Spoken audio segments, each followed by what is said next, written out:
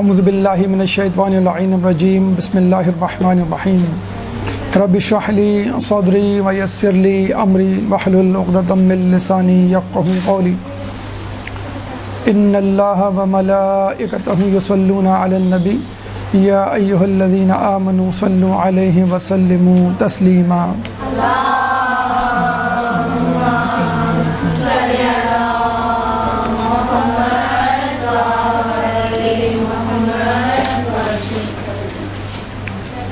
جیسا کہ آپ لوگوں کو معلوم ہے کہ 25 ذی القعدہ وہ تاریخ ہے کہ جس میں اہم واقعات رونما ہوئے اور ان واقعات کی رونما ہونے کی وجہ سے اس کی فضیلت میں اضافہ ہوا اور یہ وہ دن ٹھہرا کہ جس میں روزہ رکھنا تاکیدی مستحب ہے، اور سال کے 4 اہم ایام میں یہ ایک دن ہے کہ جس میں روزہ رکھنے کی بڑی تاکید ہے، جو کہ 70 سال کے گناہوں کا کفارہ ہے اور 70 سال کے روزوں کے برابر ہے، اور روزہ رکھنے والے کے لیے آسمان و زمین کی مخلوق استغفار کرتی ہے۔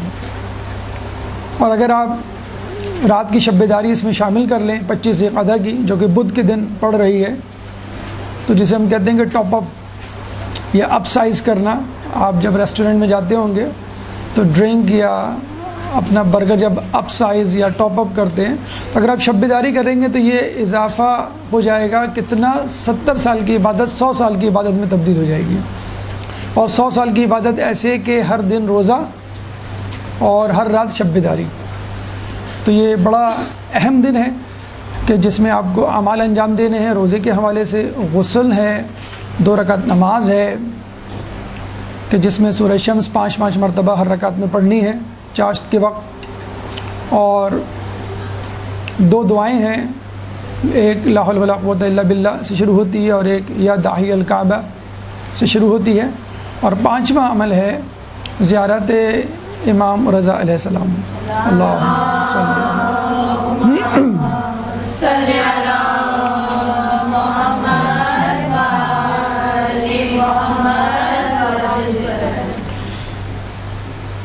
ان واقعات کے حوالے سے کہ جو 25 ذی القعدہ کو رونما ہوئے، پہلے تو خود زمین کا بچھایا جانا نمبر 1، نمبر 2 حضرت ابراہیم علیہ السلام کی پیدائش، نمبر 3 حضرت عیسیٰ علیہ السلام کی پیدائش، نمبر 4 رسول اللہ کا حج کے لیے روانہ ہونا، اور نمبر 5 امام مہدی علیہ السلام کے ظہور کا دن۔ یہ 5 واقعات اس دن رونما ہوئے، اور اس مناسبت سے ہم نے پچھلے سال غالباً حضرت ابراہیم علیہ السلام کی سیرت کے حوالے سے آپ کے سامنے گفتگو پیش کی تھی۔ آج ہم حضرت عیسیٰ علیہ السلام کی سیرت کے حوالے سے گفتگو پیش کر رہے ہیں۔ حضرت عیسیٰ علیہ السلام کی سیرت کے حوالے سے یاد رکھیے کہ آپ کی سیرت اگر ہم تلاش کریں تاریخ کی کتابوں میں تو 30 سال کی عمر میں ان کو نبوت ملی، اور باقی 3 سال انہوں نے نبوت کی تبلیغ اور دین کی تبلیغ میں گزارے، اور یہ تمام واقعات جو ہمیں نبوت کے حوالے سے، ان کی تبلیغ کے حوالے سے ملتے ہیں، واقعات اور حکایات سے بھرپور ہیں، جس میں نصیحتیں اور مشورے اور جسے کہتے ہیں کہ ہمارے لیے نمونہ حیات موجود ہیں۔ تو کچھ واقعات جو ہمیں تاریخ کی کتابوں میں ملتے ہیں وہ آپ کے سامنے آج پیش کیے جائیں گے سیرت حضرت عیسیٰ علیہ السلام کے عنوان سے۔ تو آج ہمارا عنوان ہے سیرت حضرت عیسیٰ علیہ السلام۔ سب سے پہلے اگر ہم بات کریں اور یہ دیکھیں کہ انسان کے لیے زندگی میں سب سے اہم چیز کیا ہے، تو ہم یہ کہیں گے کہ انسان کے لیے سب سے اہم چیز ایمان ہے، اور ایمان میں ظاہر سی بات ہے اگر ہم شروع سے شروع کریں اصول دین کے حوالے سے تو توحید، عدل، نبوت، امامت، قیامت، لیکن اگر آپ غور کریں تو اہم ترین کے حوالے سے تو شاید توحید، ایمان بننے کے لائق ہے آپ کی زندگی میں، لیکن جس ترتیب سے آپ کو ان اصول کو، ان عقائد کو قبول کرنا ہے، اس میں نبوت کا نمبر پہلے ہے. یعنی پہلے نبی آپ کے سامنے ہوتا ہے اور نبی اپنے آپ کو نبی کہلواتا ہے، خدا کا نمائندہ اپنے آپ کو کہتا ہے، اور پھر وہ خدا کا تعارف کرواتا ہے، پھر وہی قیامت کے بارے میں بتلاتا ہے، پھر وہی ایک کتاب آپ کے حوالے پیش کرتا ہے، اور پھر وہی شریعت کے حلال حرام کو متعین کرتا ہے. تو دیکھا جائے تو دین میں سب سے زیادہ اہمیت خود نبی کی ہے. اگر نبی پر ایمان متزلزل ہو جائے تو خدا پر بھی ایمان متزلزل ہو جائے گا، اور قیامت پہ بھی، اور باقی دین کے احکامات پر بھی. اسی لیے ہمارے یہاں نبی اور اس کے جانشین پر ایمان اولین شرط ہے اپنے اعمال کو قبول کروانے کے لیے. چنانچہ ہم یہ دیکھتے ہیں کہ جب آدم علیہ السلام کو بھیجا گیا تو فرشتوں کو کہا گیا ان کو سجدہ کرو، اور جس نے سجدے سے انکار کیا اس کو راندۂ درگاہ کر دیا گیا. حالانکہ اس کی عبادت فرشتوں سے زیادہ تھی، وہ فرشتوں کے لیے مستجاب الدعوات تھا، وہ فرشتوں کے لیے دعا کیا کرتا تھا، وسیلے اور شفاعت کا ذریعہ تھا، لیکن اس کے باوجود وہ راندۂ درگاہ ہو گیا، ملعون ٹھہرا قیامت تک کے لیے، اللہ کی لعنت کا مستحق. کیوں کہ اس نے آدم علیہ السلام کو اپنے سے زیادہ افضل برتر ماننے سے انکار کر دیا تھا. اسی طرح عیسیٰ علیہ السلام اور دیگر انبیاء کے ساتھ بھی یہی ہوا کہ جو لوگ آپ پر ایمان لائے ان میں سے کچھ ایسے تھے جو آپ کی شریعت پر عمل تو کرتے تھے، لیکن آپ کی نبوت اور آپ کی جانشینیوں پر ان کو شک تھا. اور تب کم و بیش یہ ہر نبی کے ساتھ پیش آیا ہے، خود رسول اللہ کے ساتھ پیش آیا. تو عیسیٰ علیہ السلام کے حوالے سے ایک واقعہ ہمیں ملتا ہے آپ کی نبوت کے اوپر شک ہونے کے حوالے سے، کہ حضرت عیسیٰ علیہ السلام کے زمانے میں ایک خاندان تھا کہ جو بہت زیادہ زہد و تقوی اور عبادت میں مشہور تھا، اور اتنا زیادہ عبادت و تقوی میں مشہور تھا کہ اگر وہ 40 دن اس گھرانے کا کوئی فرد 40 دن یعنی 40 راتیں شب بیداری میں گزارتا اور عبادت کرتا اور دعا کرتا تو اس کی دعا قبول ہو جاتی. خاندان کا ہر فرد. ایک دفعہ ایک شخص نے، اس خاندان کے فرد نے دعا کی، شب بیداری کی 40 دن تک، اور اس کے اختتام پر دعا کی، تو اس نے یہ دیکھا کہ اس کی دعا قبول نہیں ہوئی. وہ بڑا پریشان ہوا کہ میری دعا کیوں نہیں قبول ہوئی. وہ بھاگا حضرت عیسیٰ علیہ السلام کے پاس آیا. دیکھیں یہ بھی ہمارے لیے ایک پیغام ہے. ہم فقہی مسائل پوچھنے کے لیے، کچھ لوگ تو خیر اس کی بھی پرواہ نہیں کرتے، دین کے حوالے سے ہماری تنزلی ہو رہی ہے تو ہم کسی عالم دین کی طرف رجوع نہیں کرتے. ہاں میڈیکل پوائنٹ آف ویو سے کوئی پرابلم ہو جائے، سر میں درد ہو جائے، بلڈ پریشر ہو جائے، شوگر ہو جائے، ہم فوراً ڈاکٹر کے پاس جاتے ہیں، بخار ہو جائے. لیکن ایمان کے حوالے سے، اسلام کے حوالے سے اگر کوئی خطرہ لاحق ہو تو ہم عالم دین کی طرف رجوع نہیں کرتے. لیکن بہرحال وہ شخص جو ہے عیسیٰ علیہ السلام کے پاس آیا اور کہنے لگا کہ میں نے 40 دن تک شب بیداری کی، ہمارے خاندان میں جو بھی شخص عبادت کرتا ہے اس کی دعا جو ہے وہ قبول ہو جاتی ہے، لیکن میری دعا قبول نہیں ہوئی. تو حضرت عیسیٰ علیہ السلام نے اسی وقت مصلی بچھایا، وضو کیا، نماز پڑھی. یہ بھی دیکھیں ایک طریقہ ہے، اگر آپ کو جو بھی پریشانی ہو اس وقت آپ وضو کر کے 2 رکعت نماز پڑھیں تو انشاءاللہ اللہ تعالیٰ اس پریشانی سے نکلنے کے لیے کوئی راستہ تیار کر دے گا. مولا فرماتے ہیں کہ مجھے اس گناہ کے کرنے سے ڈر نہیں لگتا کہ جس کے بعد مجھے 2 رکعت نماز کا وقت مل جائے، یعنی اتنا وقت مل جائے کہ میں 2 رکعت نماز پڑھ کے توبہ کر لوں. تو 2 رکعت نماز ایک بہت بڑی چیز ہے، لیکن آپ اس امید پر گناہ مت کیجیے گا کہ میں 2 رکعت پڑھ لوں، ہو سکتا ہے آپ کو موقع نہ ملے.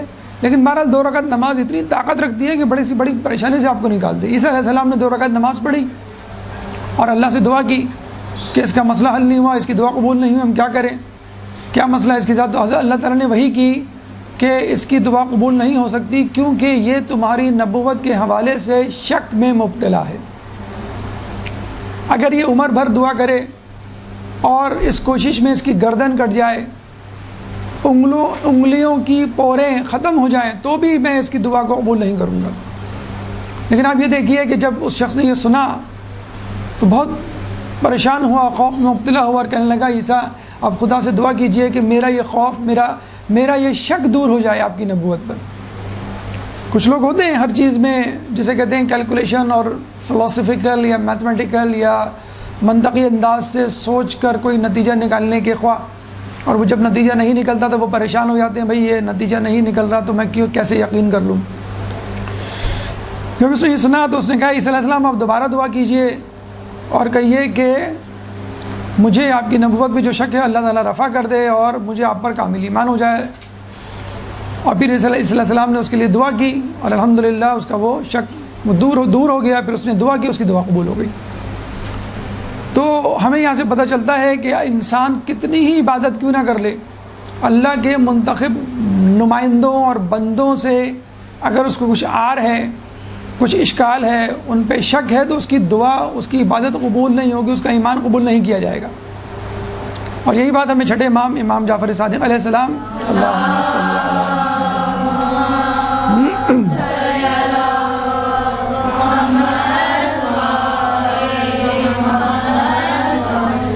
سے ملتی ہے، اور شاید یہ آپ نے واقعہ سنا بھی ہو، لیکن اس موقع پہ بہت مناسب ہے اس کا تذکرہ کہ جب ایک شخص نے آپ کے سامنے اپنے پڑوسی کی عبادت کی، شب بیداری کی، نماز اور قرات کی تعریف کی، تو آپ نے کہا کہ کیا وہ ہماری ولایت پہ یقین رکھتا ہے؟ تو آپ کے صحابی نے کہا نہیں۔ تو آپ نے فرمایا کہ اگر وہ 1000 سال تک کی زندگی پائے اور منبر رسول اور قبر رسول کے درمیان عبادت کرے، ریاض الجنہ جو معتبر ترین بہترین مقام ہے، یا باب کعبہ مستلزم اور مقام ابراہیم کے درمیان عبادت کرے 1000 سال تک، اور صفا مروہ کے درمیان سعی کے دوران بے جرم و خطا مارا جائے، تو وہ جنت تو کیا جنت کی خوشبو بھی نہیں سونگھ سکے گا اگر وہ ہماری ولایت پہ یقین نہیں رکھتا۔ تو یہ ہے خدا کے منتخب بندوں پہ شک کرنا اور ان پہ ایمان نہیں لانا۔ اللہ تعالیٰ آپ کی کوئی عبادت، ورنہ تو شیطان نے کہا تھا کہ تو مجھے موقع دے اور میرا یہ جو فعل ہے اس کو معاف کر دے، یعنی مجھے استثناء کر دے کہ میں آدم کو سجدہ نہ کروں اور ان کو اپنے آپ سے برتر نہ ماروں، پھر میں تیری ایسی عبادت کروں گا کہ روئے زمین پر کسی نے نہیں کی ہوگی۔ لیکن خدا نے کیا کہا تھا؟ مجھے اپنی بنائی ہوئی عبادت چاہیے، تیری بنائی ہوئی عبادت نہیں۔ تو یہ وہ ایمان ہے جو ہمارے لیے ضروری ہے خدا کے نیک بندوں کے حوالے سے، ورنہ ہماری کوئی عبادت بھی قبول نہیں ہوگی۔ تو پھر ان لوگوں کا کیا کہنا کہ جنہوں نے رسول کی نبوت پہ شک کیا اور صلح حدیبیہ کے موقع پہ یہ کہا کہ رسول کی رسالت پر مجھے اتنا شک ہوا کہ اس سے پہلے کبھی نہیں ہوا تھا۔ تو بہرحال رسول، نبی، امام، خدا کے منتخب بندوں پر ایمان آپ کے اعمال، آپ کی دعاؤں کی قبولیت کی اولین شرط ہے۔ ایک درود پڑھ دے محمد والے محمد۔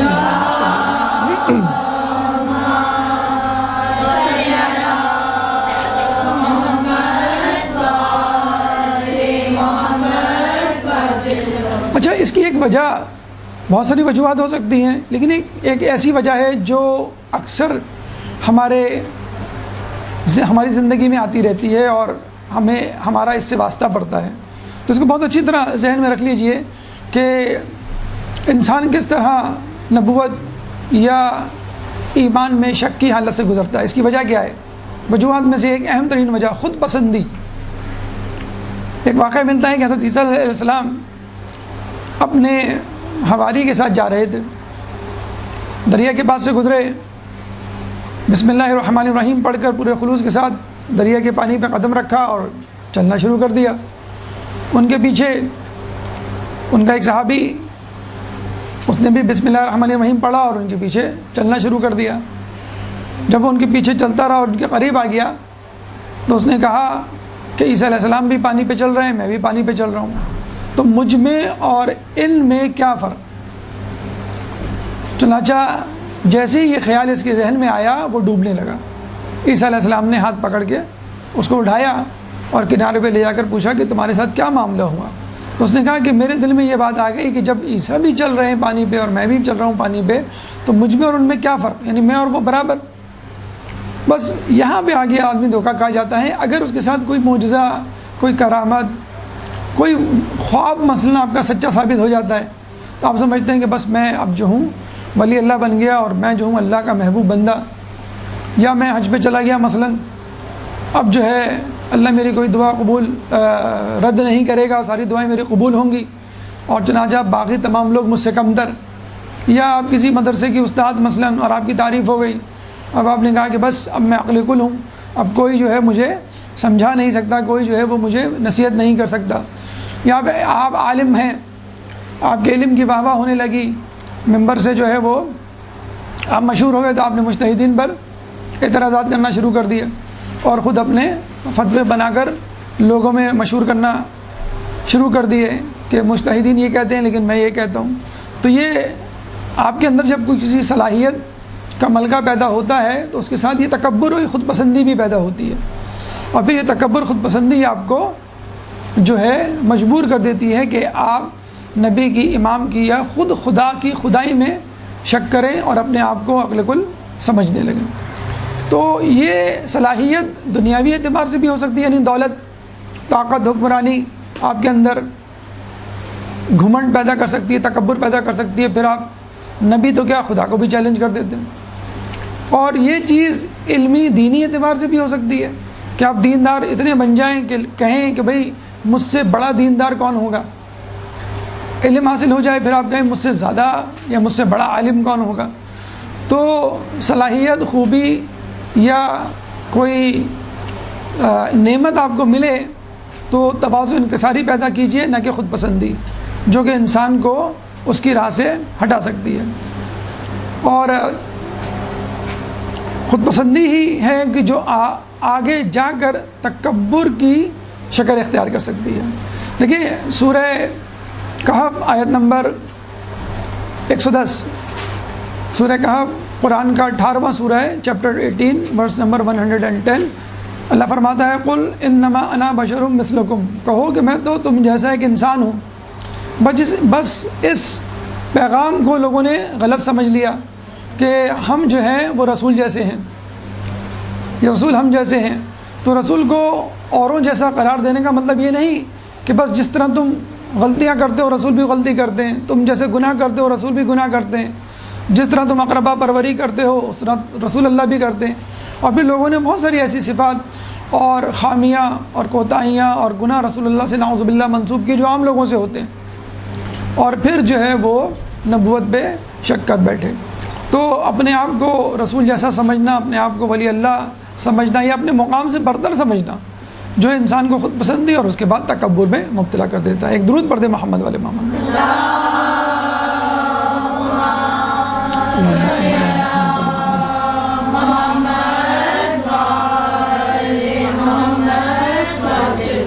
تو ایمان کے حوالے سے یہ دو اہم واقعات آپ کے سامنے پیش کیے گئے۔ ایمان کے بعد روایتوں میں آیا ہے کہ جو چیز انسان کو تلاش کرنی چاہیے، جس چیز کی فکر ہونی چاہیے، وہ ہے کسب حلال، یعنی حلال کمائی۔ یہ بہت زیادہ اہم ہے۔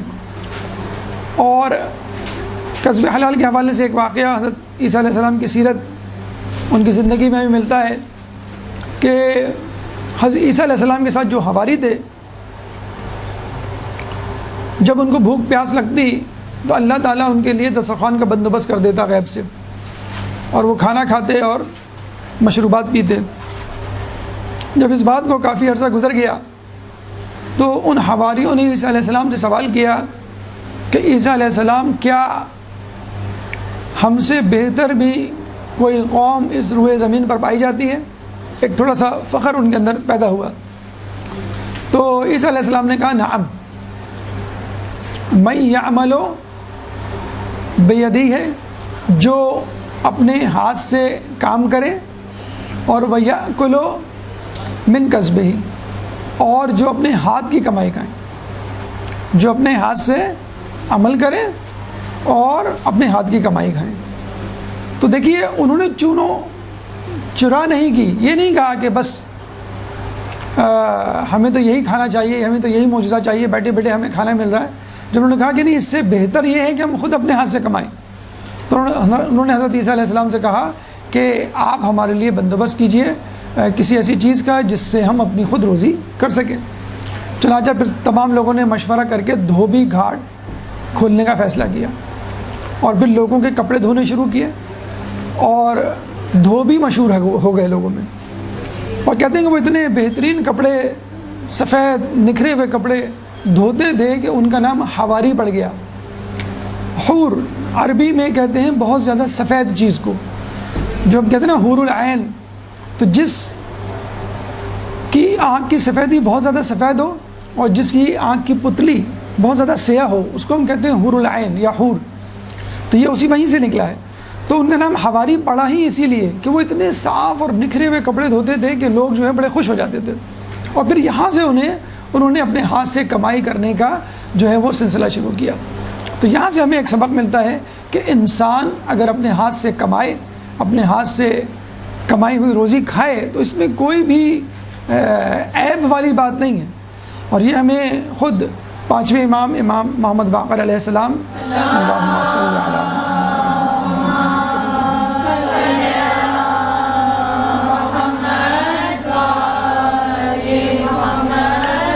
کی زندگی میں ملتا ہے کہ ایک دفعہ وہ کھدائی کا سامان، کھدال بیلچہ وغیرہ لے کے جا رہے تھے، تو ایک دشمن اہل بیت نے ان سے کہا تنزن کہ اہل بیت بھی دنیا کی محبت میں مرے جا رہے ہیں، یعنی آپ بزنس، آپ زراعت، آپ کمائی کی طرف لگ گئے، دنیا داری کی طرف لگ گئے۔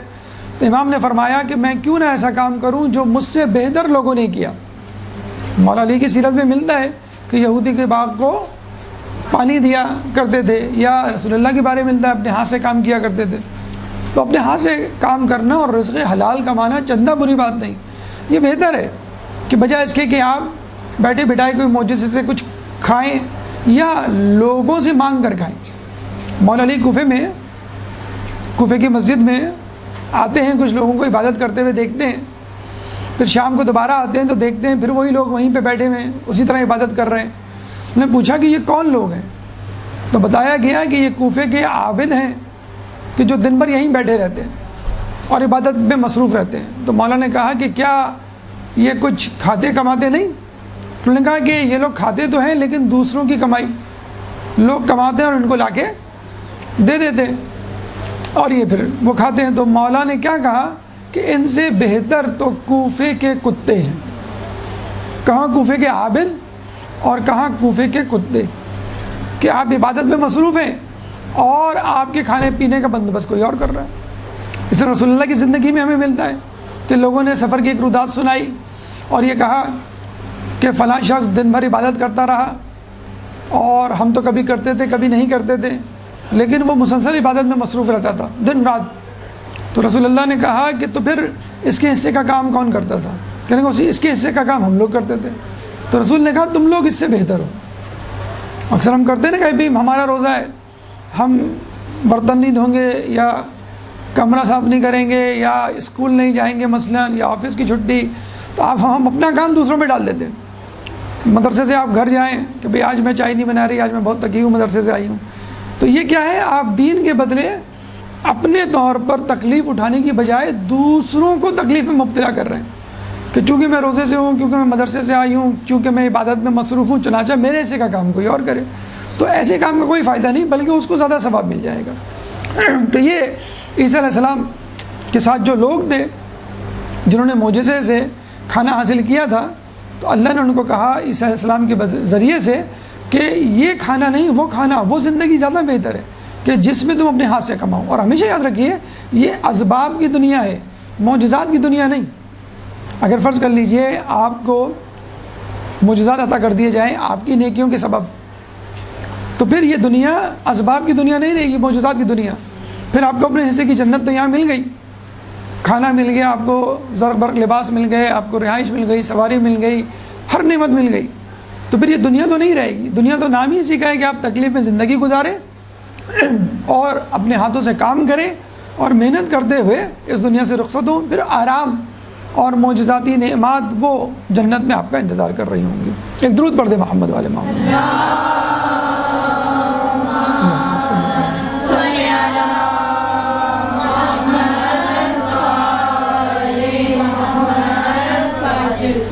دیکھیے جب آدمی رزق حلال کماتا ہے یا روزگار حاصل کرتا ہے تو اس میں بھی انسان ذرا بے اعتدالی کا شکار ہو جاتا ہے۔ جہاں آپ کے روزگار میں اضافہ ہوا، اللہ نے برکت دی، جہاں چند پیسے زیادہ آنے لگے اور آپ کا اسٹیٹس اور لوگوں سے بڑھ گیا، تو پھر کیا ہوتا ہے؟ آپ اللہ کو بھول جاتے ہیں، لوگوں کو حقارت کی نگاہ سے دیکھتے ہیں، پھر اپنے فرائض اور واجبات سے منہ موڑ لیتے ہیں، پھر دنیا میں مبتلا ہو جاتے ہیں، اور پھر حل میں مزید اور زیادہ کی رٹ اور آرزو آپ کے ساتھ لگ جاتی ہے، اور پھر آپ بتدریج خدا سے دور ہوتے ہوتے مکمل طور پہ اس سے غافل ہو جاتے ہیں، اور یہ چیز آپ کے اندر حب دنیا پیدا کر دیتی ہے کہ میں اور نعمتوں سے استفادہ کروں اور دنیا داری کروں۔ تو حب دنیا کے حوالے سے ایک بڑا اچھا واقعہ ہمیں حضرت عیسیٰ علیہ السلام کے حوالے سے ملتا ہے، اور یہ تو آپ کو معلوم ہے کہ حضرت عیسیٰ علیہ السلام مردوں کو زندہ کر دیا کرتے تھے۔ چنانچہ بلازدہ نامی شہر سے وہ گزرے تو وہاں دیکھا کہ تمام لوگ مردہ پڑے ہوئے ہیں، اور ان کے ساتھ حیوانات بھی مردہ پڑے ہوئے ہیں۔ تو عیسیٰ علیہ السلام نے کہا کہ لگتا ہے کہ یہاں پر عذاب آیا ہوگا، اگر یہ لوگ ایک ایک کر کے مرتے تو ایک دوسرے کو دفناتے، لیکن سب ایک ساتھ مرے ہوئے ہیں، حیوانات بھی مرے ہوئے ہیں، اور جو جہاں پر ہے وہاں پہ مرا ہوا ہے، پڑا ہوا ہے۔ اس کا مطلب ہے کہ کوئی عذاب آیا ہے اس بستی پر۔ عیسیٰ علیہ السلام کے حواریوں نے عیسیٰ علیہ السلام سے کہا کہ آپ ان میں سے کسی کو زندہ کیجئے اور اس سے پوچھئے کہ ان لوگوں پر یہ عذاب کیوں آیا، کس گناہ کے سبب آیا، اور اس طرح ہمیں عبرت حاصل ہوگی، پھر ہم وہ گناہ نہیں کریں گے، اس کام سے دور رہیں گے۔ عیسیٰ علیہ السلام نے 2 رکعت نماز پڑھی، ہاتھ اٹھائے دعا کے لیے، اور کہا کہ تم میں سے کوئی ایک زندہ ہو اور مجھے اپنے حالات بتائے۔ تو کہتے ہیں کہ ایک شخص زندہ ہو گیا۔ موسیٰ علیہ السلام نے کہا کہ تم پر یہ عذاب کیوں کر آیا، تمہارے ساتھ یہ کیوں کر ہوا؟ تو اس نے کہا کہ ہم پر یہ عذاب 4 گناہوں 4 اعمال کی وجہ سے ہوا۔ آپ نے کہا وہ کون سے 4 اعمال، وہ گناہ جو تم نے کیے؟ تو اس نے کہا سب سے پہلے تو یہ کہ ہم طاغوت کی پرستش کیا کرتے تھے، نمبر 2 ہم خدا سے بے خوف تھے اور دنیا سے لو لگا بیٹھے تھے، نمبر 3 ہماری آرزویں بہت طویل ہوا کرتی تھیں، اور نمبر 4 ہم کھیل کود میں مصروف رہتے تھے۔ عیسیٰ علیہ السلام نے کہا کہ تم طاغوت کی پرستش کیسے کرتے تھے، یعنی تمہارا طاغوت کیا تھا؟ اب دیکھیے اس نے کیا جواب دیا۔ اس نے کہا ہم گناہ گاروں کی اطاعت کیا کرتے تھے، بس یہی طاغوت کی پرستش ہے۔ طاغوت کی پرستش کسی بت کی پرستش کا نام نہیں ہے، خدا کے مقابلے میں کسی شخص کے کھڑے ہونے، خدائی کا دعویٰ کرنے اور اس کے پیچھے چلنے کا نام نہیں ہے۔ انسان کسی بھی گناہ گار کی اطاعت کرنے لگے، آپ اپنے دوست کی اطاعت کریں، چلو بھائی فلم دیکھنے چلیں، چلو بھائی موسیقی سننے چلیں، چھوڑو ابھی نماز کیا پڑھنا، بعد میں پڑھ لیں گے۔ غیبت اس نے کی، آپ نے بھی اس کے پیچھے غیبت شروع کر دی۔ اور اکثر تو یہ لوگ کہتے ہیں کہ بھئی اگر میں نے یہ نہ کیا یا یہ نہ کیا ہوتا تو میرا دوست مجھ سے ناراض ہو جاتا، میں حجاب کرتی ہوں تو میری دوست میرے ساتھ کمفرٹیبل نہیں ہوتی اور میرا مذاق اڑایا جاتا ہے، تو پھر کیا ہوتا ہے، آپ بھی حجاب چھوڑ دیتی ہیں اور پھر کہتی ہیں کہ میری سہیلیوں کو میرے دوستوں کو پسند نہیں، یہ شوہر کی وجہ سے کوئی حجاب چھوڑ دے، تو یہ کیا ہے؟ گناہ گاروں کی اطاعت، یہی طاغوت کی پرستش ہے، یہی طاغوت کی عبادت ہے۔ پھر عیسیٰ علیہ السلام نے کہا کہ تم لوگ دنیا سے محبت کس طرح کیا کرتے تھے؟ انہوں نے کہا کہ ہم دنیا سے محبت اس طرح کرتے تھے کہ جس طرح ایک ماں اپنے بچے سے محبت کرتی ہے۔ جس طرح بچہ آپ سے روٹھ جائے، ناراض ہو جائے، آپ پریشان ہو جاتی ہیں، اور جب وہ آپ کے ساتھ راضی ہو تو آپ خوش ہو جاتی ہیں، اس کی خوشی آپ کی خوشی، اس کی ناراضگی آپ کی ناراضگی۔ تو جب دنیا ہمارے پاس ہمارے ساتھ ہوتی تھی تو ہم خوش ہوتے تھے، اور جب دنیا ہمارے ہاتھ سے نکل جاتی تھی تو ہم پریشان ہو جاتے تھے۔ لمبی آرزویں اور غفلت، کھیل کود۔ لمبی آرزویں آپ نے دیکھا ہوگا کہ ہماری زندگی مسلسل ایک آرزو پوری ہونے کے بعد پھر دوسری آرزو، پھر تیسری آرزو، آپ کے پاس ایک موبائل آتا ہے، پھر دوسرے لیٹسٹ موبائل، پھر تیسرا، پھر چوتھا، وہ جیسے جیسے لیٹسٹ موبائل آتے چلے جاتے ہیں آپ اس کے پیچھے بھاگتے رہتے ہیں۔ پھر گاڑی، نئی گاڑی، بڑی گاڑی، لیٹسٹ ماڈل کی گاڑی، گھر، اچھا گھر، اس سے بہتر گھر، ریزیڈنس مضافات میں، پھر شہر میں، پھر دبئی میں، پھر امریکہ، پھر امیگریشن میں ایک طویل دوڑ شروع ہو جاتی ہے آپ کی نا اور پھر غفلت، کھیل کود، تماشے، جس کی آج کل کثرت ہے، انٹرٹینمنٹ جسے کہتے ہیں کہ جس میں آدمی مشغول ہو جاتا ہے اور بظاہر وہ حرام بھی نہیں ہوتے، لیکن آدمی یہ کہتا ہے کہ چلو میں تھوڑا سا اور کھیل لوں، ابھی تو ٹائم ہے نماز میں، ابھی تو قضا ہونے میں ٹائم ہے، اور پھر جو ہے وہ نمازیں قضا ہونے لگتی ہیں، والدہ یا والد بلاتے ہیں، آپ ان کا کہنا نہیں مانتے، تو یہ غفلت کی چیز ہے۔ تو وہ اس نے کہا کہ ہم ان چیزوں میں پڑے ہوئے تھے۔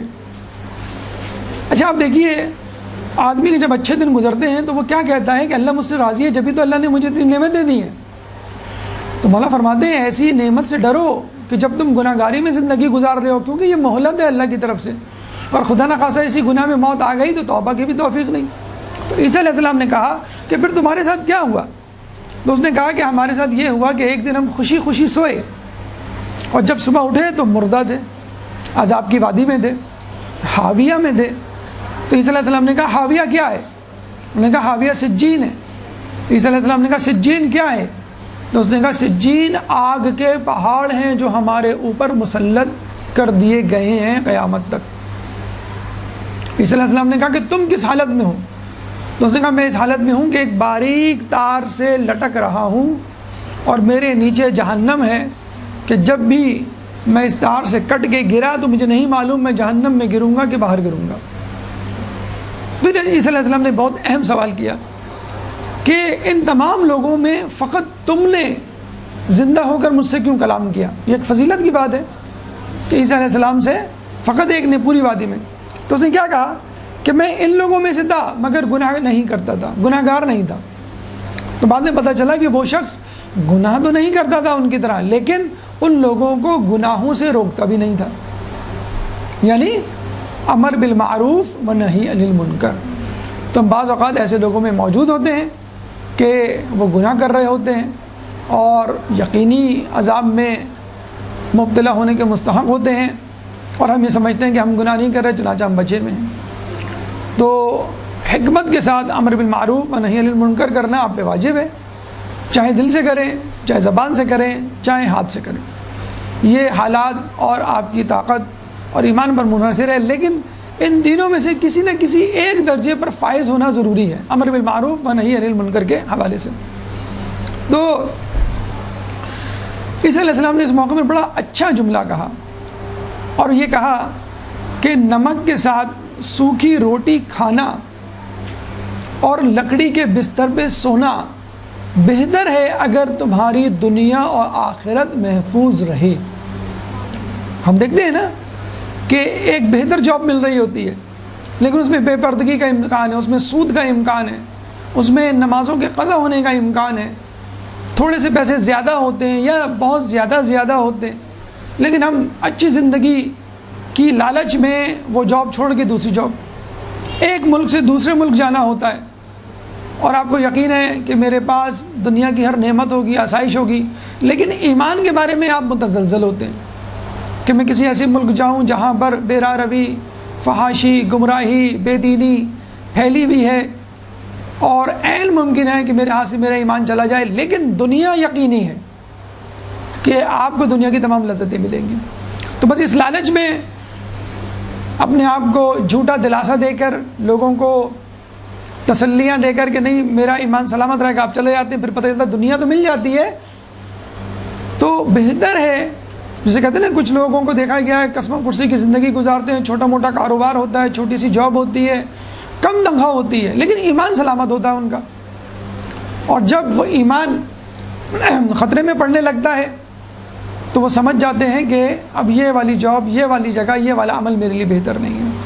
تو عیسیٰ علیہ السلام تو بہت زیادہ احتیاط کی ترغیب دیتے ہوئے نظر آتے ہیں کہ نمک کے ساتھ روٹی اور لکڑی کے بستر، یعنی بغیر گدے کہ آپ بستر پہ سو جائیں، فرش پہ سو جائیں، یہ بہتر ہے بجائے اس کے کہ آپ اپنی دنیا اور آخرت کو خطرے میں ڈالیں۔ اچھا آخرت تو خطرے میں ڈلتی ہے، دنیا بھی خطرے میں ڈلتی ہے۔ ایسے لوگ جو دین و ایمان کی فکر نہیں کرتے اور دنیا کے پیچھے دیوانہ وار بھاگتے ہیں، پھر ان کے حاسدین بھی زیادہ ہو جاتے ہیں، ان کے دشمن بھی زیادہ ہو جاتے ہیں، پھر ان کو خطرات سے بھی زیادہ دوچار ہونا پڑتا ہے۔ کچھ نہیں تو کچھ نہیں، کم از کم دل کا سکون اور چین ان کے ہاتھ سے چلا جاتا ہے۔ ایک ضمیر کی خلیش ہمیشہ کے لیے ان کے ساتھ رہتی ہے جو قبر تک ان کے ساتھ جاتی ہے۔ تو یہ عیسیٰ علیہ السلام کی نصیحت اس بستی کے گناہ گاروں کی رودات سننے کے بعد ہمارے لیے ایک بہت بڑا پیغام ہے کہ ہم بھی قناعت کر لیں، کم تر زندگی پر اکتفا کر لیں، لیکن کسی قیمت پر اپنے ایمان کو خطرے میں نہ ڈالیں۔ ایک درود پڑھ دیں محمد والے محمد۔ اللہم صلی اللہ علیہ وسلم۔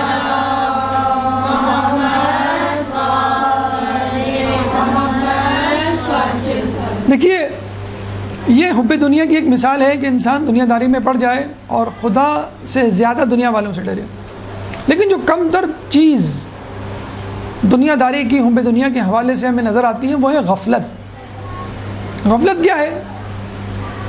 ایسی صورتحال جو آپ کے واجبات سے بے بہرا کر دے، جس کی مشغولیت آپ کو اپنی مصروفیت ذمہ داریوں سے دور کر دے۔ ٹی وی ہے، موبائل ہے، کھیل کود ہے، گپ شپ کی محفلیں ہیں، یہ غفلت۔ تو انسان اگر دنیا داری میں نہیں پڑتا، حب دنیا کا شکار نہیں ہوتا، تو شیطان کم از کم کیا کرتا ہے اس کے ساتھ؟ اس کو غفلت میں مبتلا کر دیتا ہے، وہ غافل ہو جاتا ہے۔ وہ یہ نہیں کہتا کہ میں نماز نہیں پڑھوں گا، وہ یہ کہتا ہے کہ تھوڑی دیر میں پڑھ لوں گا، بعد میں پڑھ لوں گا۔ تو یہ جسے کہتے ہیں کہ غفلت ہے جو شیطان مبتلا کرتا ہے انسان کو۔ کیسے؟ بڑا اچھا واقعہ حضرت عیسیٰ علیہ السلام کے حوالے سے۔ عیسیٰ علیہ السلام اپنے ایک حواری کے ساتھ جا رہے تھے اکیلے، یعنی 2 افراد تھے بس۔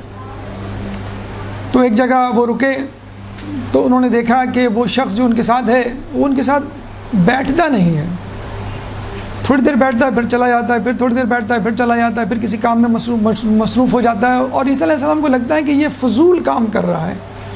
یہ بالکل ایسا ہی کہ گھر میں آپ اپنے بیٹے اور اپنے چھوٹے بھائی بہن کے ساتھ بیٹھے ہوئے ہیں اور اس کو پڑھانا ہے آپ کو۔ اچھا، اس زمانے میں باقاعدہ مدرسے، اسکول، کالج تو ہوا نہیں کرتے تھے، تو ہوتا یہ تھا کہ کوئی نبی، کوئی ولی، کوئی استاد، کوئی عالم جس کے ساتھ اب آپ رہتے تھے اور استفادہ کرتے تھے اور علم حاصل کرتے تھے، تو اس کی صحبت، اس کے ساتھ رہنا ہی ایک مدرسہ تھا، ایک اسکول تھا، ایک جسے کہتے ہیں کہ کلاس ہوا کرتی تھی وہ۔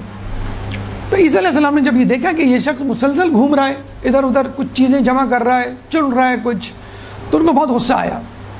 انہوں نے بہت سمجھایا اس کو کہ میرے پاس بیٹھو، لیکن وہ شخص نہیں بیٹھا۔ تھوڑی دیر بعد عیسیٰ علیہ السلام نے دیکھا کہ اپنے ہاتھ میں بہت ساری ہڈیاں جمع کر کے لایا، اور ہڈیاں جمع کر کے عیسیٰ علیہ السلام کے سامنے رکھ دی اور کہا کہ آپ اس ہڈی کے مالک انسان کو زندہ کریں، یعنی جس کی ہڈیاں ہیں اس کو زندہ کریں آپ۔ تو عیسیٰ علیہ السلام کو اس پہ بڑا غصہ آیا۔ دیکھیں، معجزات اس کو دکھائے جاتے ہیں کہ جو نبی پر یقین نہیں کرتا تو وہ معجزہ طلب کرتا ہے، معجزہ دکھایا جاتا ہے، پھر وہ ایمان لے آتا ہے۔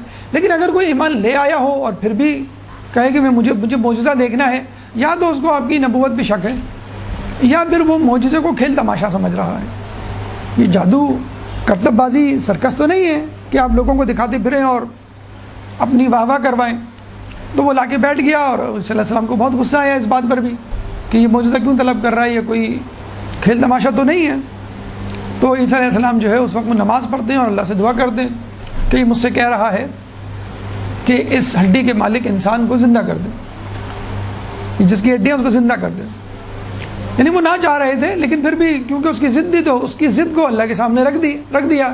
تو اللہ نے کہا کہ ٹھیک ہے، تم اس کو حکم دو، یہ جس کی ہڈیاں وہ زندہ ہو جائے گا۔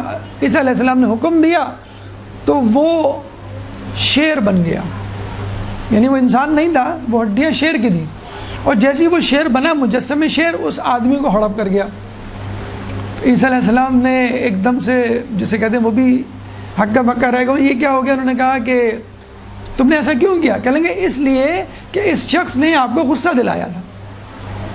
دیکھیے، استاد کا احترام، عالم کا احترام، بزرگ کا احترام ہمیں یہاں سمجھ میں آتا ہے کہ ہمارے سامنے والد والدہ بیٹھے ہوں، بزرگ بیٹھے ہوں، عالم بیٹھا ہو، استاد بیٹھا ہو، کوئی بھی قابل احترام شخصیت بیٹھی ہو، اور ہم اکثر دیکھا گیا نوجوان ٹانگ پہ ٹانگ رکھ کے موبائل یا صوفے پہ نیم دراز ہو کے ٹی وی دیکھ رہے ہیں۔ مطلب ایک احترام اور ایک جسے کہتے ہیں ادب اب مفقود ہوتا جا رہا ہے۔ پہلے کیا ہوتا تھا کہ والد صاحب اگر کمرے میں آتے تھے تو بیٹے اس کے صاحبزادے اٹھ کے دوسرے کمرے میں چلے جاتے تھے، اتنا ڈر خوف اور ہیبت ہوا کرتی تھی۔ پھر یہ دور آیا کہ وہ آتے تھے تو آپ اٹھ کے بیٹھ جایا کرتے تھے، ٹی وی کا چینل چینج کر دیا کرتے تھے۔ اب کیا ہوتا ہے، ابو سامنے سے ہٹے، نظر نہیں آ رہا، اب تو یہ کہتے تھے، اور جس طرح بیٹھے ہوئے اسی پوسچر میں بیٹھے رہتے ہیں، باقاعدہ امی کو ابو کو ٹوکنا پڑتا ہے کہ تمہاری پھپھو آئی ہیں سلام کر لو، تمہارے چچا آئے ہیں ان سے ذرا مل لو۔ تو اب آپ یہ واقعہ دیکھیں کہ فقط بے ادبی تھی نا، اس نے یہ تو نہیں کہا کہ میں عیسیٰ کو نہیں مانتا، اس نے کوئی حرام کام بھی نہیں کیا، اس نے ہڈیاں جمع کی، لیکن بے ادبی، بے احترامی، بے وقاتی اور فضولیات میں مشغول رہنا، اپنے آپ کو غفلت میں مبتلا رکھنا، تو وہ اس کو کھا گیا۔ اور عیسیٰ علیہ شیر نے کیا کہا کہ کیونکہ آپ اس سے ناراض تھے اس لیے میں اس کو کھا گیا۔ اگر ہم ہوتے اس کی جگہ کیا کرتے، یا یوں یہ سوال یوں کر لیجئے کہ اس نے ایسا کیوں کیا، تو ہم کہیں گے اس زمانے میں فیس بک نہیں تھا، ورنہ وہ آدمی جو ہے وہ فیس بک یوز کر رہا ہوتا۔ ہم ہوتے اس آدمی کی جگہ تو فیس بک پہ ہوتے، لاگ آن، ٹویٹر پہ ہوتے، یا انٹرنیٹ پہ مصروف ہوتے، یا ٹی وی پہ فیفا دیکھ رہے ہوتے، یا کوئی ریسیپی والا چینل دیکھ رہے ہوتے۔ عیسیٰ علیہ السلام بیٹھے ہوتے، کب یہ فارغ ہوگا، کب وقفہ آئے گا، کب اشتہارات چلیں گے تو یہ میرے پاس آئے گا۔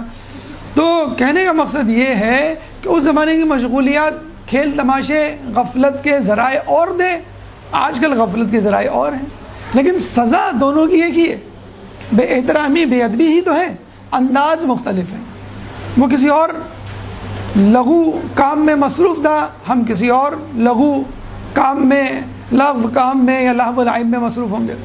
تو ہمیں چاہیے کہ اس غفلت کی زندگی سے باہر آئیں، اپنے آس پاس دیکھیں کیا ذرائع ہیں جن سے ہم نصیحتیں حاصل کر سکتے ہیں۔ جسے کہتے ہیں نا کہ لوگ کہتے ہیں کہ بھئی جب مریں گے، قبر میں جائیں گے، محشر برپا ہوگی تو پھر ہم حساب کتاب دیں گے، تو ابھی سے اس کی فکر کرنے کی کیا ضرورت۔ دیکھا جائے تو بس محشر برپا ہو چکی ہے، آپ کے اعمال لائف جا رہے ہیں، امام کے پاس بھی اور خدا کے پاس بھی، اور جب آپ کی آنکھ بند ہوگی بس سمجھ لیں محشر جو ہے وہ، یہ گھڑی محشر کی ہے، تو عرصۂ محشر میں ہے، پیش کر غافل اگر کوئی عمل دفتر میں ہے۔ سمجھ لیں کہ یہ آپ کا محشر ہے، اور آپ کے پاس جو کچھ بھی اعمال ہیں وہ خدا کے سامنے اس وقت جو ہے وہ پیش ہو رہے ہیں۔ تو غفلت سے بچیے، اس آدمی کی طرح نہ ہو جائیے کہ جو اپنے سامنے بیٹھے ہوئے نبی کی بے احترامی کرتے ہوئے غفلت میں مشغول ہو گیا۔ خود ہمارے گھر میں توضیح المسائل، خود ہمارے گھر میں قرآن مجید، ہمارے گھر میں نہج البلاغہ، کتنے عرصے دھول مٹی میں اڑے پڑے رہتے ہیں، اور غفلت کے ذرائع میں مشغول ہو کے ہم ان کو بھلا دیتے ہیں۔ ایک درود پڑھ دے محمد والے محمد، اللہم صلی اللہ علیہ وسلم۔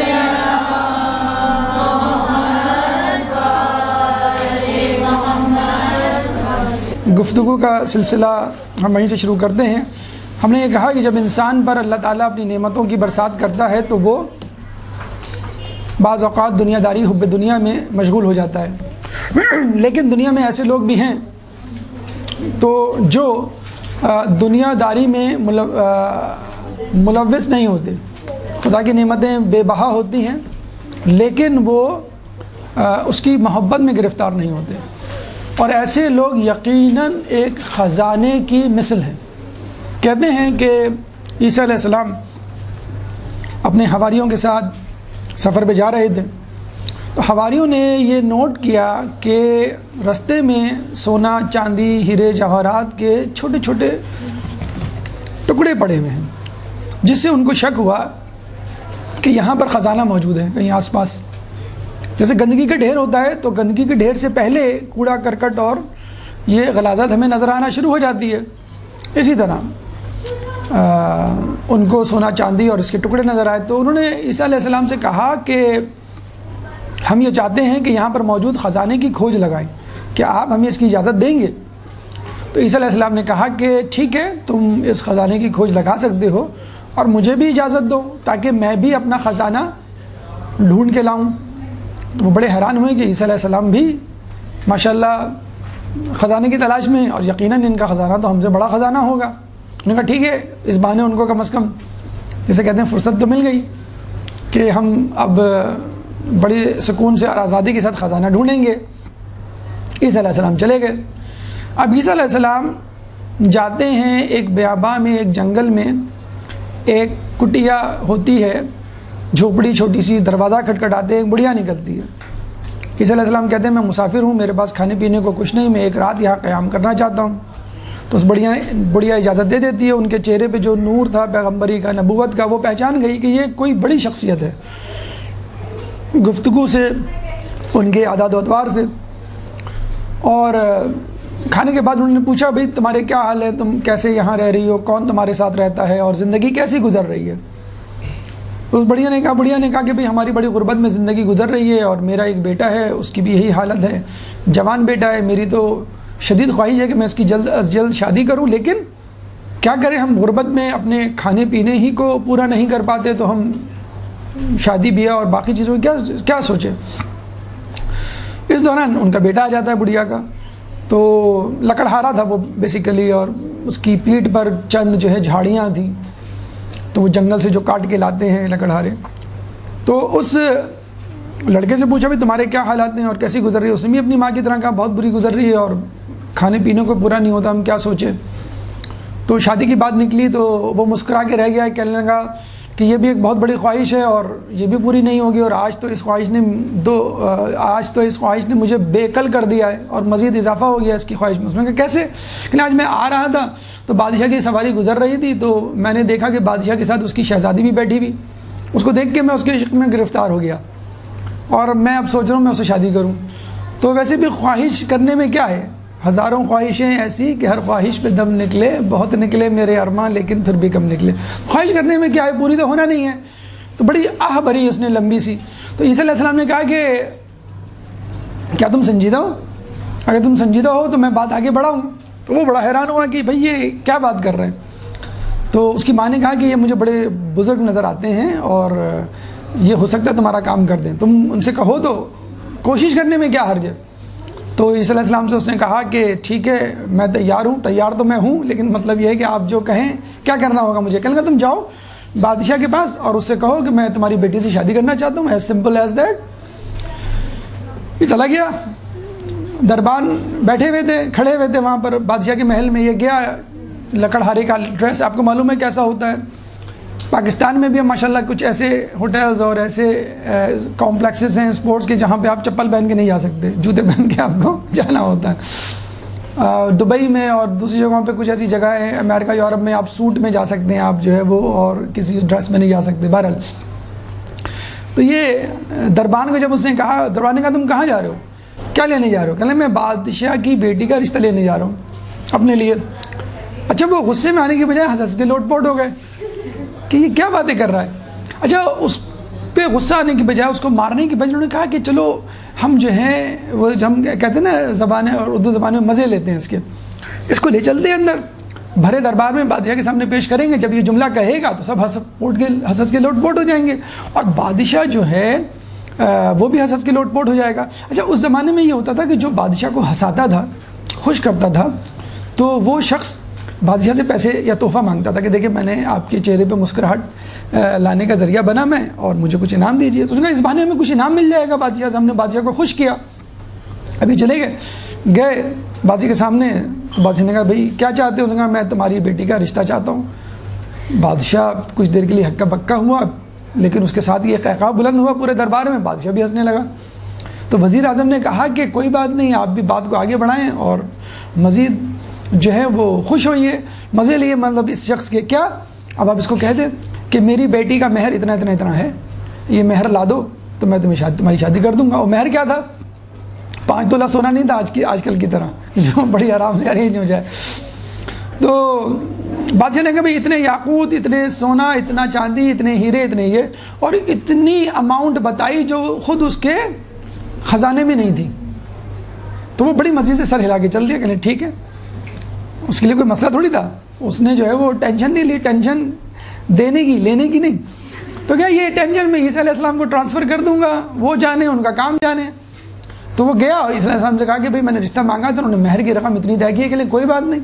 عیسیٰ علیہ السلام نے اپنی ٹینشن خدا کو ٹرانسفر کر دی، اور خدا کے لیے کوئی مسئلہ تھوڑی ہے۔ اب یہ کہ بیاباں میں عیسیٰ علیہ السلام نے کہا کہ بھائی تم دعا مانگو، میں دعا مانگتا ہوں، تم جو ہے یہ پتھر کنکر جتنے بھی پڑے ہوئے ان کو بوری میں ڈالنا شروع کر دو۔ ایک تھیلی لے گئے تھے اپنے ساتھ, ڈالنا شروع کیا. وہ جیسے ہی ڈالتا جاتا وہ پتھر کنکر سونے چاندی ہیرے جواہرات یاقوت میں تبدیل ہوتے جاتے. اچھا, اس قسم کا موقع خود مولا علی کے حوالے سے ملتا ہے. کوفے کی مسجد میں کچھ لوگوں نے ان کو کہا کہ آپ ہمارے لیے کوئی معجزہ دکھائیے. انہوں نے معجزہ دکھایا, یعنی ہاتھ بلند کیے تو آس پاس کے پتھر کنکر جو ہے ہیرے جواہرات یاقوت میں تبدیل ہو گئے. تو نبی کے لیے ولی کے لیے کوئی مشکل تھوڑی ہے. اب یہ پتھر ڈال کر تھیلی لے کے وہ بادشاہ کے پاس پہنچ گیا بوری لے کر. جب اس نے بوری الٹی تو پتہ چلا کہ اس کے خزانے میں بھی اتنے قیمتی پتھر ہیرے جواہرات نہیں ہوں گے. اب وزیر وغیرہ جو ہے ان کے دلوں میں لالچ آ گیا, اور انہوں نے کہا کہ اس سے کہیے کہ ایک اور مرتبہ اتنا مہر لے کر آؤں, تو اس بہانے آپ کے خزانے میں اضافہ تو کریں گے. ایک اور مرتبہ اتنا ہی مہر چاہیے تب میں شادی کروں گا. دوبارہ گیا, عیسیٰ علیہ السلام سے بھولے پن میں کہا کہ بھائی انہوں نے ایک اور اتنا ہی مہر مانگا ہے. کہنے کوئی بات نہیں.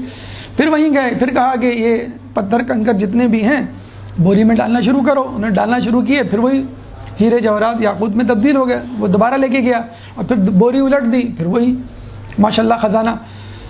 تو وزیروں نے کہا کہ لگتا ہے اس کا تعلق کسی ایسی شخصیت سے جو اس کو یہ دے رہا ہے, کیونکہ اس کی حالت سے تو نہیں لگتا. اس سے پوچھا گیا تو اس نے کہا یہ میرے گھر جو ہے وہ نبی عیسیٰ ٹھہرے ہوئے.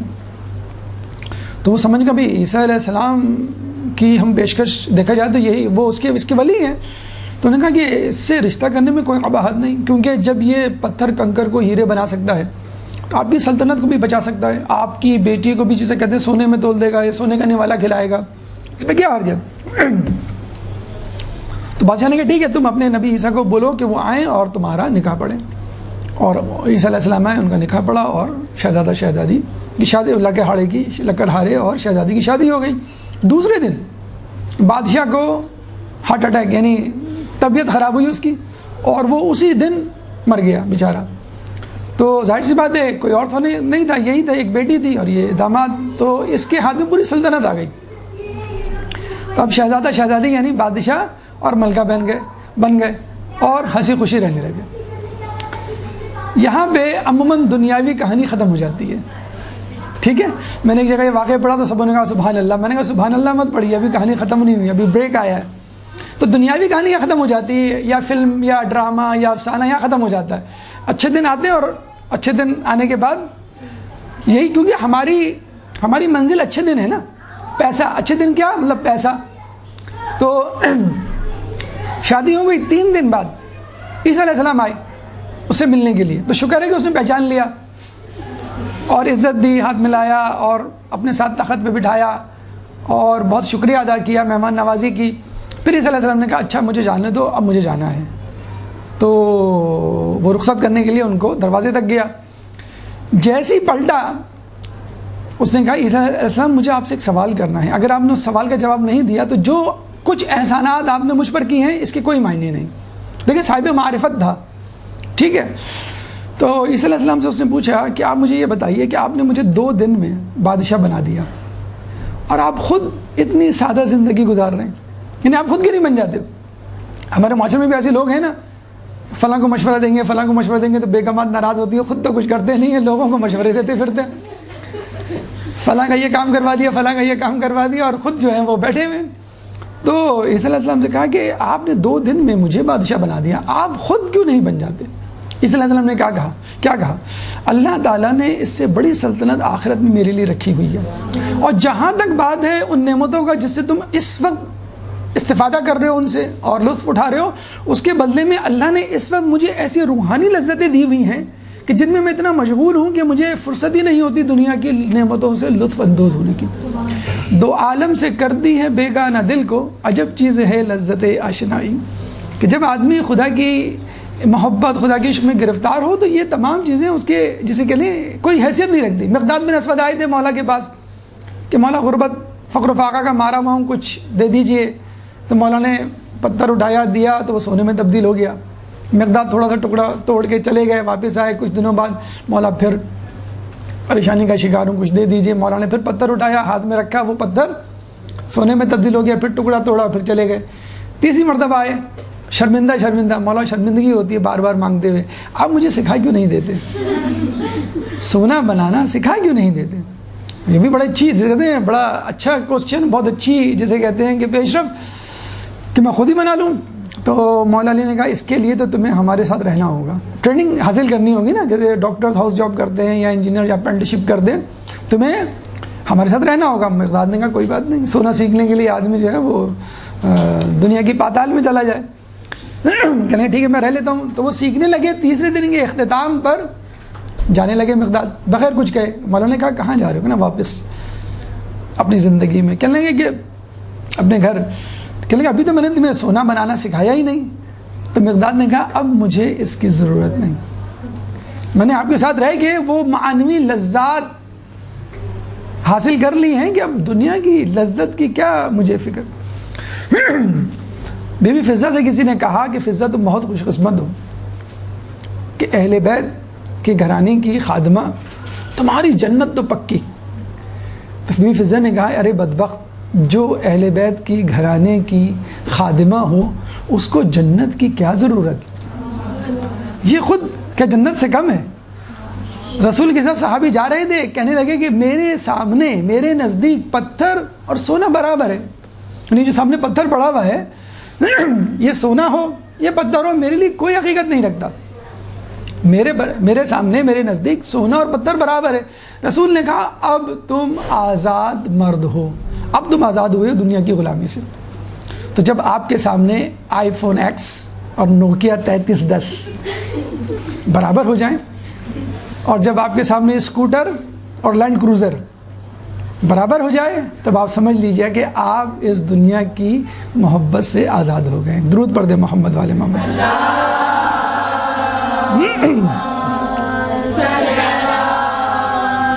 اللہم صلی علی۔ اس کے بعد عیسیٰ علیہ السلام اس شخص کو لے کے گئے اپنے ساتھیوں کے ساتھ، ان کو خزانہ تو نہیں ملا، انہوں نے عیسیٰ سے پوچھا آپ کو مل گیا؟ کہنے لگے یہ ہے میرا خزانہ۔ تو ایسے لوگ کسی خزانے سے خود کم نہیں ہوتے۔ تو جب عیسیٰ علیہ السلام نے یہ کہا تو وہ شخص لکڑہارے کا لباس پہن کر عیسیٰ علیہ السلام سلطنت کو لات مار کے عیسیٰ علیہ السلام کے ساتھ چلا گیا۔